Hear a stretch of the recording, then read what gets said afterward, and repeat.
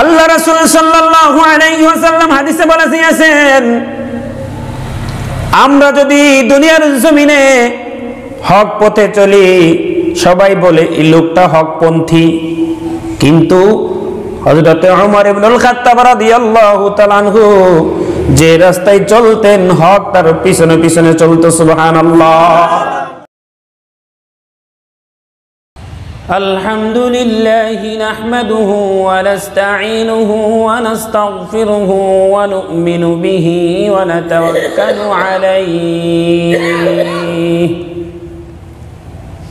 ওয়া নাউযু বিল্লাহি মিন শুরুরি আনফুসিনা ওয়া মিন সাইয়্যাতি আ'মালিনা।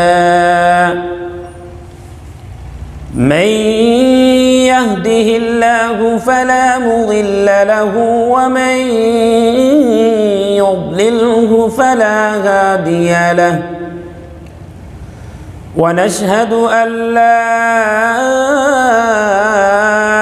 إله إلا الله وحده لا شريك له، ونشهد أن سيدنا وسندنا وحبيبنا وطبيبنا ومولانا محمدا عبده ورسوله أرسله بالحق بشيرا ونذيرا وداعيا إلى الله بإذنه وسراجا منيرا.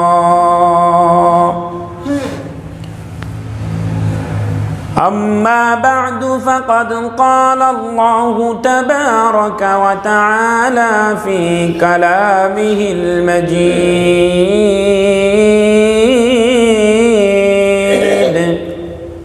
والفرقانه الحميد.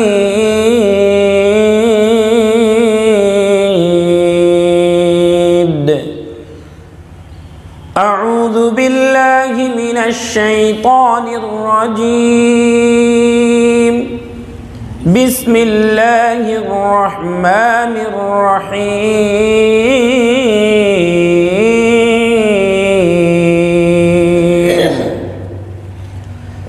يا أيها الذين آمنوا اتقوا الله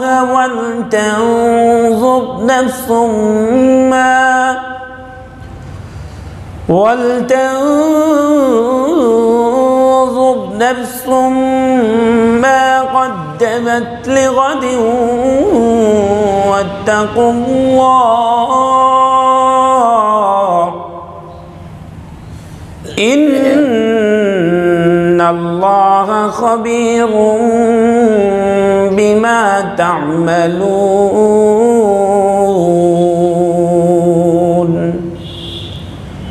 وقال تعالى: والسابقون الأولون من المهاجرين والأنصار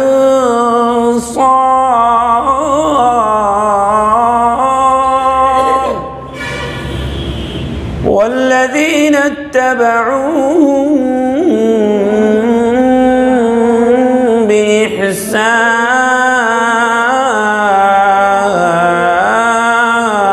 بإحسان رضي الله عنهم ورضوا عنه وأعد لهم جنات تجري تحتها الأنهار خالدين فيها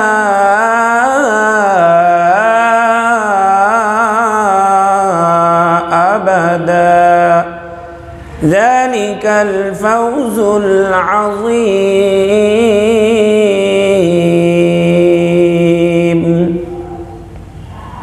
وقال النبي صادق المصدوق صلى الله عليه وسلم: أرحم أمتي بأمتي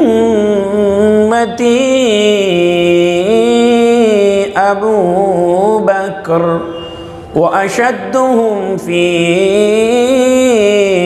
أمر الله عمر أو كما قال عليه الصلاة والسلام সকলে মহব্বতের সাথে দরুদ ইব্রাহিম পড়ি আল্লাহুম্মা সাল্লি আলা মুহাম্মাদিন ওয়া আলা আলি মুহাম্মাদ কামা সাল্লাইতা আলা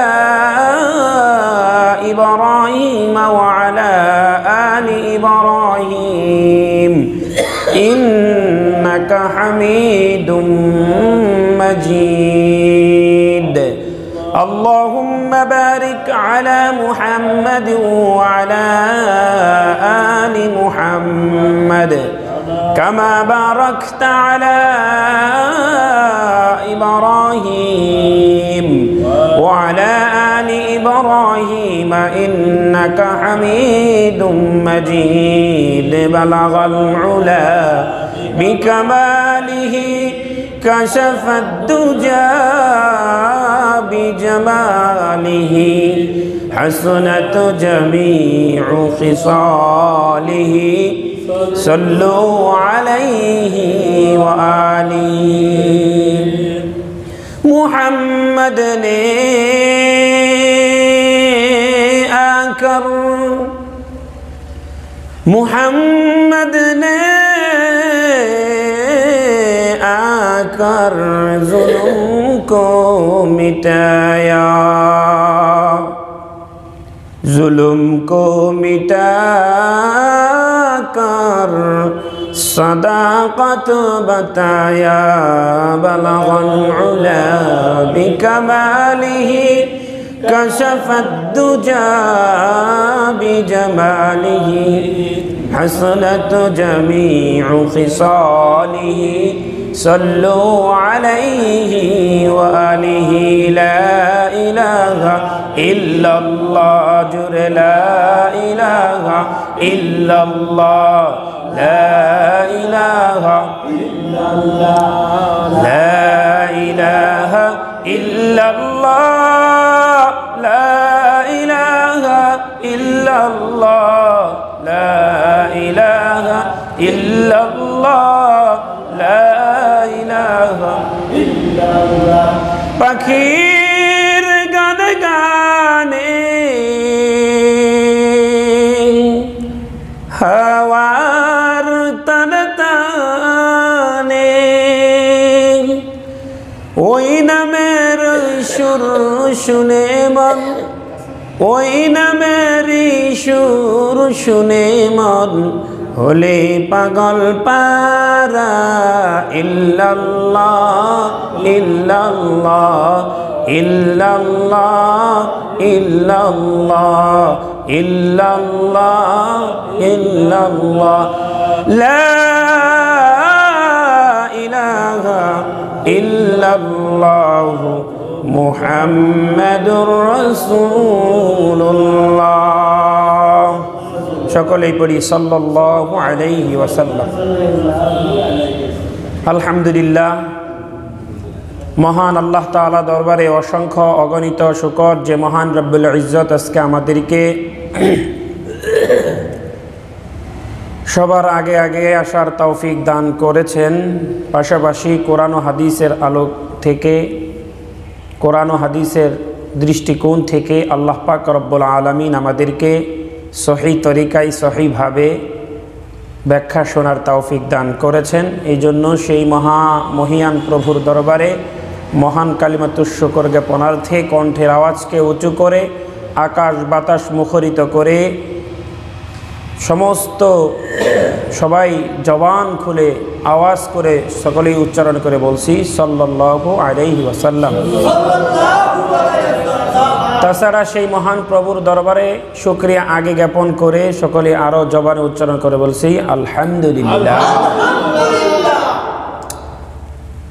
আপনারা সবাই কেমন আছেন?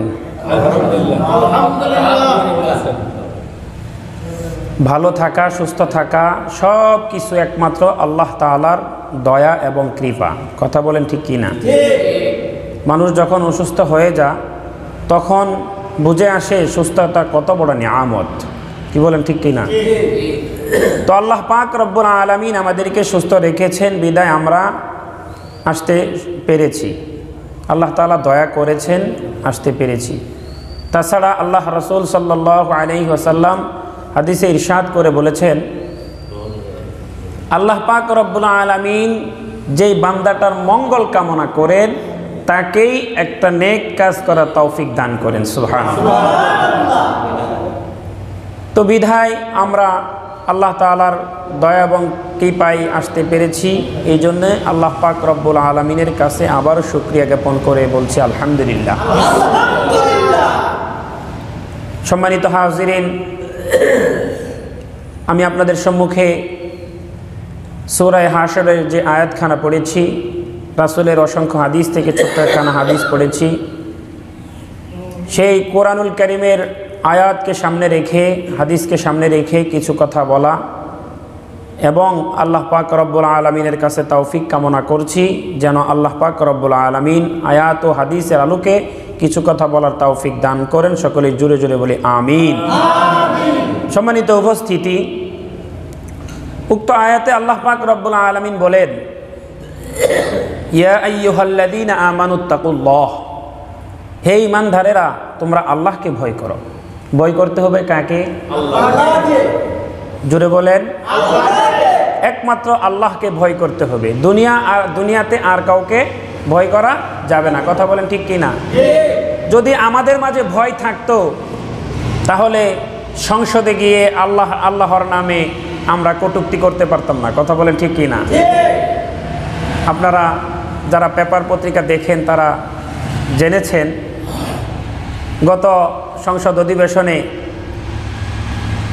সংসদের একজন মাননীয় সংসদ সদস্য সে আল্লাহকে নিয়ে কটূক্তি করে নবী রাসূলকে নিয়ে কটূক্তি করেছে। তাছাড়া আপনারা জানেন বর্তমান বাংলাদেশে যেই বাউল শিল্পীগুলা হচ্ছে, বাউল শিল্পের অনুষ্ঠানগুলা হচ্ছে, আপনারা জানেন তো নাকি? রীতা দেওয়ান নামে এক বাউল শিল্পী, সে আল্লাহকে শয়তান বলেছে। নাউযুবিল্লাহি মিন যালিক। গানের এক পর্যায়ে সে বলতে চায় যে সবচেয়ে বড় শয়তান হলো আল্লাহ। তার মন্তব্যটা হলো এটাই যে আল্লাহ কেমন শয়তান যে আল্লাহ আদমকে নিষেধ করে যে ওই গাছের ফল খেও না, আবার শয়তানকে পাঠিয়ে দেয় যে তাকে ক্রমন্তনা দিয়ে কিভাবে তাকে ওই গাছের ফল খাওয়ানো যায়। তো আল্লাহ কেমন শয়তান! নাউযুবিল্লাহি মিন যালিক। এত বড় নিমুখহারামি কথা সে বলতে পারে। যদি আল্লাহর ভয় থাকতো, সে যদি ইসলামের প্রতি দরদবান থাকতো তাহলে এই কথা বলতে পারতো? কথা বলেন পারতো? তো সুতরাং আল্লাহকে ভয় করতে হবে। একমাত্র ভয় করার মালিক একমাত্র কে? একমাত্র আল্লাহকে ভয় করতে হবে। আল্লাহ পাক রব্বুল আলামিন উক্ত আয়াতে বলেন, ইয়া আইয়ুহাল্লাযীনা আমানুত্তাকুল্লাহ, তোমরা কাকে ভয় করবা? আল্লাহকে। চাকরিকে ভয় করব? সরকারকে ভয় করব? না। ভয় করার মালিক একমাত্র আল্লাহ। পরের অংশে আল্লাহ পাক রব্বুল আলামিন বলেন, ওয়াল তানজুর নাফসুম মা কদ্দামাত লিগাদ। প্রথমে তো আল্লাহকে ভয় করবা, পরের অংশে আল্লাহ পাক রব্বুল আলামিন বলেন যে আল্লাহকে ভয় করে আখিরাতের সম্বল, আখিরাতের পুঁজি দুনিয়া থেকেই কামাই করে নিয়ে যেতে হবে। কথা বুঝতে পারছেন? তো আমি বলতেছিলাম আখিরাতের পুঁজি, আখিরাতের অবলম্বন, আখিরাতের কামাই আমরা কিভাবে করব? আল্লাহ পাক রব্বুল আলামিন আমাদের সামনে মডেল নমুনা হিসেবে রেখে দিয়েছেন আল্লাহ রাসূল সাল্লাল্লাহু আলাইহি ওয়াসাল্লামের সেই সমস্ত সোনালী মানুষ, আল্লাহ রাসূলের আদর্শে আদর্শবান সেই সমস্ত সোনালী মানুষ যারা হলেন সাহাবায়ে কেরাম। সুবহানাল্লাহ, সুবহানাল্লাহ। তারা আমাদের মডেল, তারা আমাদের নমুনা। তাদেরকে দেখে আমাদের জীবন, আমাদের পরকাল, ইহকাল সব কিছু সাজাতে হবে। সর্বপ্রথম তো রাসূলুল্লাহ সাল্লাল্লাহু আলাইহি ওয়াসাল্লামের পদাঙ্ক অনুসরণ করতে হবে, পাশাপাশি সাহাবায়ে কেরামের ঘটনা আমাদের সামনে রেখে সামনের জীবন কাটাতে হবে। তাহলে আমরাও তাদের মতো হতে পারবো। আল্লাহ পাক রব্বুল আলামিন তাদেরকে মডেল হিসেবে মেনে, তাদেরকে নমুনা হিসেবে মেনে চলার তৌফিক দান করুন। সকল বলি আমিন। সম্মানিত হাজিরিন, অসংখ্য সাহাবায়ে কেরামের নমুনা আমাদের সামনে উপস্থিত। তার মধ্য থেকে আমি বলতেছিলাম যে সর্বশ্রেষ্ঠ সাহাবী আল্লাহ রাসূল সাল্লাল্লাহু আলাইহি ওয়াসাল্লাম বলেন, দুনিয়ার জমিনে সব থেকে উৎকৃষ্ট শ্রেষ্ঠ মানুষ হলো আমার পরে হযরত আবু বকর সিদ্দিক রাদিয়াল্লাহু তাআলা আনহু। সুবহানাল্লাহ। যাকে কাল কিয়ামতের ময়দানে জান্নাতের 8টা দরজায় তাকে প্রবেশ করার জন্য আহ্বান করবে। সুবহানাল্লাহ। এমন একজন সাহাবী হযরতে আবু বকর সিদ্দিক রাদিয়াল্লাহু তাআলা আনহু। তো আসুন সেই আবু বকর সিদ্দিক রাদিয়াল্লাহু তাআলা আনহুর কিছু ঘটনা আমাদের সামনে আসুক। সম্মানিত উপস্থিতি, হযরত আবু বকর সিদ্দিক রাদিয়াল্লাহু তাআলা আনহু যখন খিলাফত শাসন করেন, যখন খিলাফতে আসীন, তখন হযরত আবু বকর সিদ্দিক রাদিয়াল্লাহু তাআলা আনহুর খিলাফতকালে একটা লিস্ট থাকতো, বিধবা নিঃস্ব অসহায়দের একটা লিস্ট থাকতো। আমার কথা বুঝতেছেন তো? তো লিস্ট ধরে ধরে সবাই অসহায় নিঃস্ব এতিম বিধবা যারা আছে তাদের সেবা যত্ন খেদমত করত। সমস্ত লোকেরা, সমস্ত সাহাবায়ে কেরাম লিস্ট ধরে ধরে খেদমত করতেন। একদিন হযরতে উমর ইবনুল খাত্তাব রাদিয়াল্লাহু তাআলা, আপনারা চিনেন ওনাকে? আল্লাহ রাসূল সাল্লাল্লাহু আলাইহি ওয়াসাল্লাম হাদিসে বলেছেন, আমরা যদি দুনিয়ার জমিনে হক পথে চলি সবাই বলে এই লোকটা হকপন্থী, কিন্তু হযরত উমর ইবনুল খাত্তাব রাদিয়াল্লাহু তাআলা আনহু যে রাস্তায় চলতেন হক তার পিছনে পিছনে চলতো। সুবহানাল্লাহ। সুতরাং বোঝা গেল উমর হকপন্থী না, হকই হলো উমরপন্থী। সুবহানাল্লাহ। আল্লাহ রাসূল সাল্লাল্লাহু আলাইহি ওয়াসাল্লাম হাদিসে বলে দিয়েছেন, লাউ কানা বাদি নাবিয়্যুন লাকানা উমর। আমার পরে যদি কেউ নবী হতো উমর হতো। সুবহানাল্লাহ। কতটুকু উমরের মর্যাদা আর কেমন বড় মানুষ হযরতে উমর ইবনুল খাত্তাব। হযরতে উমর রাদিয়াল্লাহু তাআলা আনহু একদিন চিন্তা করলেন, আমিও হযরতে আবু বকর রাদিয়াল্লাহু তাআলা আনহুর লিস্ট ধরে ধরে একজন বুড়ির খেদমত করব। যেই চিন্তা সেই কাজ রওনা করলেন। হযরত আবু বকর রাদিয়াল্লাহু তাআলা আনহুর লিস্টের কাছে গিয়ে দেখলেন সমস্ত লিস্টগুলা বুকিং হয়ে গেছে, নিচে একটা বুড়ির বাড়ির লিস্ট শুধু খালি আছে। সুবহানাল্লাহ। হযরত ওমর রাদিয়াল্লাহু তাআলা আনহু চিন্তা করলেন, যেহেতু এই মহিলার লিস্ট খালি আছে, এই মহিলার বাড়িতে গিয়ে আমি খেদমত করব, তার সেবা যত্ন করব, সেবা শুশ্রূষা করব। হযরত ওমর ইবনুল খাত্তাব রাদিয়াল্লাহু তাআলা আনহু পরের দিন ফজরের নামাজের পরে ওই বুড়ির বাড়িতে গেলেন। বাড়িতে গিয়ে বললেন, ও বুড়িমা, আমি ওমর ইবনুল খাত্তাব উপস্থিত, আমি আপনার খেদমত করতে চাই। ভিতর থেকে বুড়িমা জবাব দিল, বাবারে, প্রতিদিন যেই ব্যক্তি যে আল্লাহওয়ালা আমার সমস্ত কাজগুলা করে যায়, ইতিমধ্যে আমার সব কাজগুলো করে তিনি চলে গেছেন। বুঝতে পারছেন? কখন? সময়টা কখন? ফজর নামাজের পরে। কখন? কারণ আল্লাহ রাসূল সাল্লাল্লাহু আলাইহি ওয়াসাল্লাম বলেছেন, ফজর নামাজের পরে রিজিক বন্টন হয়। সুবহানাল্লাহ। এই জন্যে মানুষগুলা সারাদিন ইন্ডিয়ার নায়িকার কোমর দোলানো ড্যান্স দেখে দেখে, সারা রাত ইন্ডিয়া নায়িকার কোমর দোলানো ড্যান্স দেখে দেখে রাত্রি 3টা-4টার দিকে ঘুমিয়ে যায়। সকালে ঘুম থেকে উঠে 8টা-10টার সময় আল্লাহ রাসূল সাল্লাল্লাহু আলাইহি ওয়াসাল্লাম বলেছেন, যেই সমস্ত মানুষগুলা ফজরের নামাজে পড়ে ঘুমায় তাদের ঘর থেকে কখনো অভাব ছাড়বে না। নাউজুবিল্লাহি মিন যালিক। এই জন্য ফজরের নামাজে পড়ে ঘুমানো যাবে? কথা বলেন, যাবে? বিজ্ঞান সায়েন্স বলে ফজর নামাজে পড়লে কেউ যদি ঘুমায় তাহলে তার শরীরের ক্ষতি হয়। কথা বুঝতে পারছেন? কখন?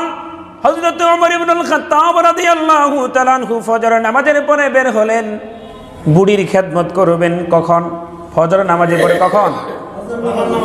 হযরত ওমর ইবনুল খাত্তাব রাদিয়াল্লাহু তাআলা আনহু ফজরের নামাজের পরে বের হয়ে দেখলেন ইতিমধ্যেই বুড়ির খেদমত করে আল্লাহওয়ালা চলে গেছেন। আল্লাহর বান্দা যে আল্লাহর বান্দা বুড়ির খেদমত করত, সে আল্লাহর বান্দা বুড়ির খেদমত করে ইতিমধ্যেই চলে গেছেন। সুবহানাল্লাহ। হযরত ওমর রাদিয়াল্লাহু তাআলা আনহু মনে মনে ভাবলেন, আমাকে আর একটু আগে আসতে হবে। কথা বলেন ঠিক কিনা? তাহলে দেখি কাজ পাই কিনা। পরের দিন ওমর ইবনুল খাত্তাব রাদিয়াল্লাহু তাআলা আনহু ফজরের আজানের সময় বুড়ির বাড়িতে গেলেন। গিয়ে বুড়িমাকে ডাক দিয়ে বললেন, ও বুড়িমা, গত দিনের ন্যায় আমি ওমর ইবনুল খাত্তাব আপনার বাড়িতে উপস্থিত হয়ে গেছি। আপনার বাড়ির সমস্ত কাজগুলো আমাকে দেন, আমি আপনার সমস্ত কাজগুলা করে দিব। দ্বিতীয় দিনও বুড়ির বাড়ির সেই চৌকাঠ থেকে শব্দ বের হয়ে আসলো, ওমর, ও বাবা রে, গতকাল যে আমার সমস্ত কাজগুলা করে চলে গেছেন, গতকালের ন্যায় আজকেও ইতিমধ্যেই সমস্ত কাজগুলা করে চলে গেছেন। হযরত ওমর রাদিয়াল্লাহু তাআলা আনহু মনে মনে ভাবলেন, আমাকে আরো একটু আগে আসতে হবে। কথা বলেন ঠিক কিনা? কারণ ফজর পরে গেছে, গিয়ে কোনো কাজ পায় না। আজানের সময় গেছে, তবুও কোনো কাজ পায় না। মনে মনে ধারণা করলেন, আমাকে আরেকটু আগে আসতে হবে। তৃতীয় দিন ওমর ইবনুল খাত্তাব রাদিয়াল্লাহু তাআলা আনহু তাহাজ্জুদের সময় বুড়ির বাড়িতে গিয়ে বললেন, ও বুড়িমা, তৃতীয় দিনের ন্যায় আমি আজকেও আসছি আপনার খেদমত করার জন্য। ভিতর থেকে বুড়িমা হযরত ওমরকে অবাক করে উচ্চারণ করে বলে দিলেন, ওরে বাবা, গত 3 দিন যে আল্লাহওয়ালা, গত 3 দিন যেই বান্দাটা আমার সমস্ত কাজগুলা করেছিলেন, আজকেও সমস্ত কাজগুলা করে ইতিমধ্যেই তিনি চলে গেছেন। সুবহানাল্লাহ। কখন? সময় কখন? তাহাজ্জুদের সময়। উমরের টনক লড়ে গেছে। বলেন কি, ফজরে নামাজে পড়ে আসলাম, কোনো কাজ পেলাম না। ফজরে আজানের সময় আসলাম, কোনো কাজ পেলাম না। তাহাজ্জুদের সময় আসলাম, কোনো কাজ পেলাম না। আমার কাজের দরকার নাই, আগে কোন বান্দাটা, ওই বান্দার আগে চিনা দরকার। কথা বলেন ঠিক কিনা? তাহাজ্জুদের সময়। আর তাহাজ্জুদের সময় যে কাজ করে যা, সে সাধারণ মানুষ। কথা বলেন, সাধারণ মানুষ, সাধারণ মানুষ, অসাধারণ মানুষ। তো ওমর রাদিয়াল্লাহু তাআলা আনহু চিন্তা করলেন, আমার কাজ পরে, আগে ওই বান্দাকে চিনা দরকার। ঠিক কিনা? তৃতীয় দিনের পরে চতুর্থ দিন ওমর ইবনুল খাত্তাব রাদিয়াল্লাহু তাআলা আনহু বুড়ির বাড়ির একদিকে ঝুপড়ির ভিতরে দাঁড়িয়ে আছেন, যে কে আসেন ওই বান্দাকে আগে দেখব। গভীর রজনীতে দেখলেন তিনি আর কেউ না, খালি পায়ে আস্তে আস্তে হেঁটে আসতেছেন। ওমরও রেডি। ওমরও কি রেডি? দেখি কে আসে, বান্দাটা কে। জুতা ছাড়া হযরত আবু বকর সিদ্দিক রাদিয়াল্লাহু তাআলা আনহু বুড়ির বাড়ির দিকে আসতেছেন। সুবহানাল্লাহ। কি জন্য ভাই? বুড়ির খেদমত করার জন্য। কি বলেন ঠিক কিনা? আজকে আমাদের বাংলাদেশে কত অসহায় নিঃস্বরা ধুকে ধুকে মরতেছে, কোনো খবর নাই। কথা বলেন ঠিক কিনা? আর তেমন তারা কেমন খলিফা ছিলেন, তারা কেমন শাসক ছিলেন। সুবহানাল্লাহ। অথচ অর্ধ জাহানের খলিফা ওমর ইবনুল খাত্তাব চিন্তা করলেন বুড়ির খেদমত করবেন।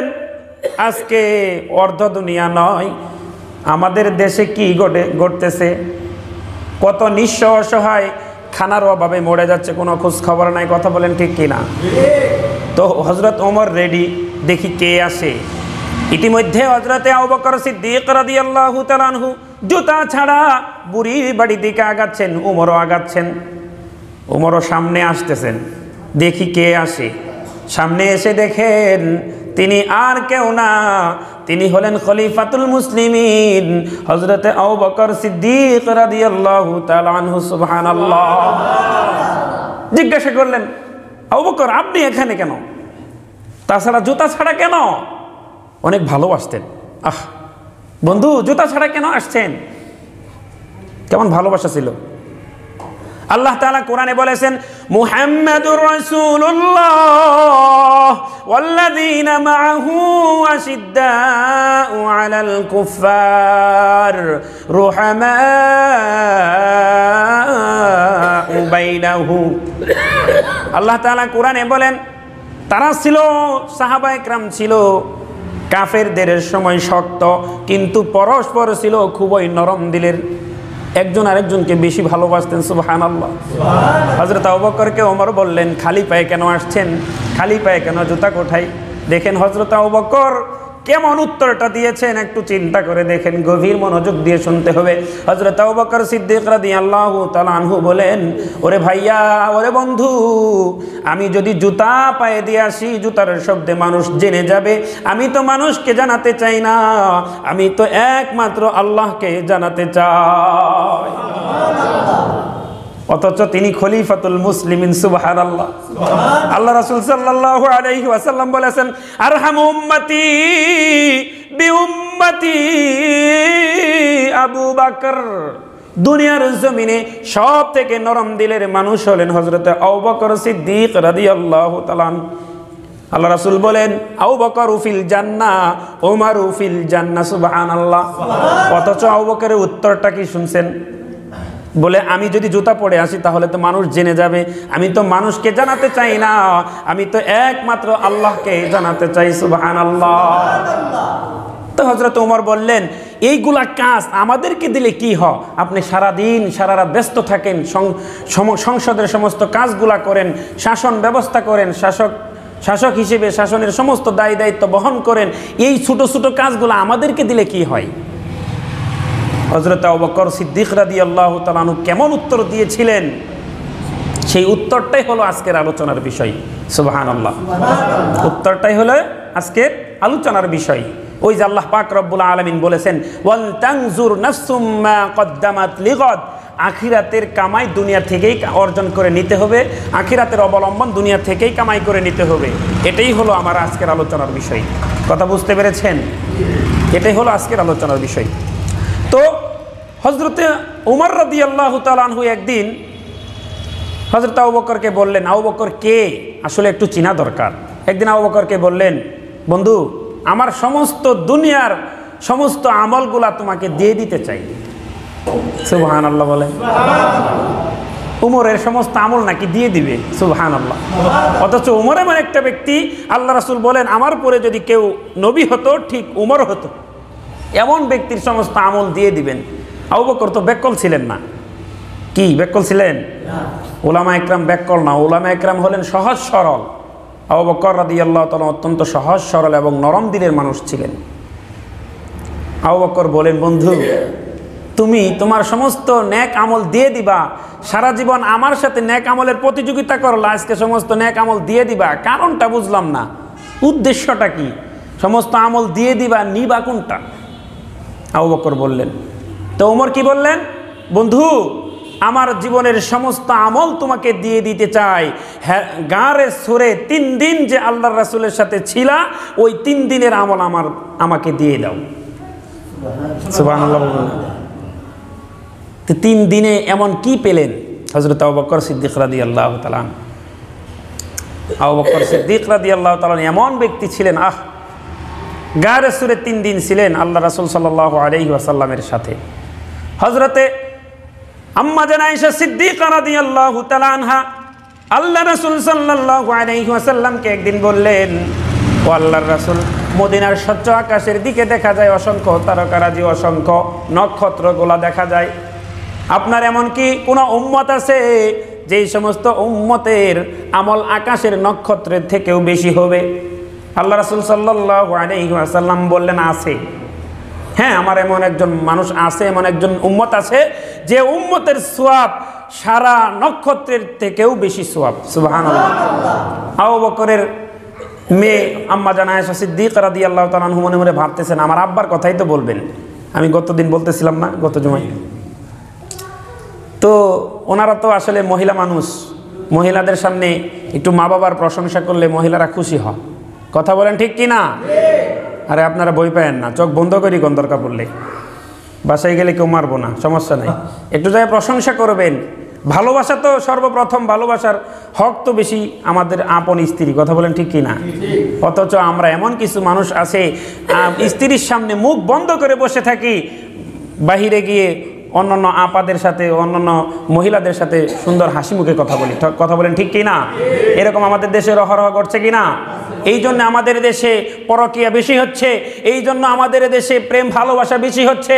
এই যে সামনে আসতেছে এপ্রিলের 14 তারিখ, কি দিবস? বিশ্ব ভালোবাসা দিবস। আমার ভাষায় সেটা বিশ্ব ভালোবাসা দিবস নয়, সেটা হলো বিশ্ব বেহায়া দিবস, কথা বলেন ঠিক কি না? কারণ আপনারা জানেন রমনার বটমূলে যারা যেই সমস্ত গার্লফ্রেন্ড নিয়ে যারা বসে থাকবে, জুড়াই জুড়াই বসে বসে গল্প করবে, আপনি বিয়ের আগে কোনো মহিলার সাথে কথা বলা, বিয়ের আগে কোনো মহিলার সাথে একসাথে বসা জায়েজ আছে?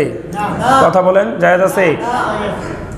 এটা সুতরাং এটা বিশ্ব ভালোবাসা দিবস নয়, এটা হলো বিশ্ব বেহায়া দিবস, কথা বলেন ঠিক কিনা? সেদিকে যাব না সম্মানিত হাজিরিন। যেটা বলতেছিলাম, আম্মা জান আয়েশা সিদ্দিকা রাদিয়াল্লাহু তাআলা আনহা একদিন আল্লাহ রাসূলকে বললেন, ওই যে আকাশের ভিতরে নক্ষত্রগুলা দেখা যায়, নক্ষত্রের থেকেও আপনার উম্মতের মধ্যে কেউ কে আছে ওই নক্ষত্রের থেকেও বেশি আমলের অধিকারী, সওয়াবের অধিকারী? আল্লাহ রাসূল সাল্লাল্লাহু আলাইহি ওয়াসাল্লাম বললেন, আছে। হ্যাঁ, সেই ব্যক্তি হলো হযরত ওমর ইবনুল খাত্তাব। সুবহানাল্লাহ। আম্মা জান আয়েশার চেহারা মলিন হয়ে গেল। চেহারার ভিতরে তাকাইলে সব কিছু বোঝা যায়, কথা বলেন ঠিক কি না? সব কিছু বোঝা যায়। কারণ একটা কথা আছে, face is the index of mind. ইংরেজিতে একটা কথা বলে, মানুষের মনে যা হয় সব চেহারা ভিতরে ফুটে ওঠে, কথা বলেন ঠিক কি না?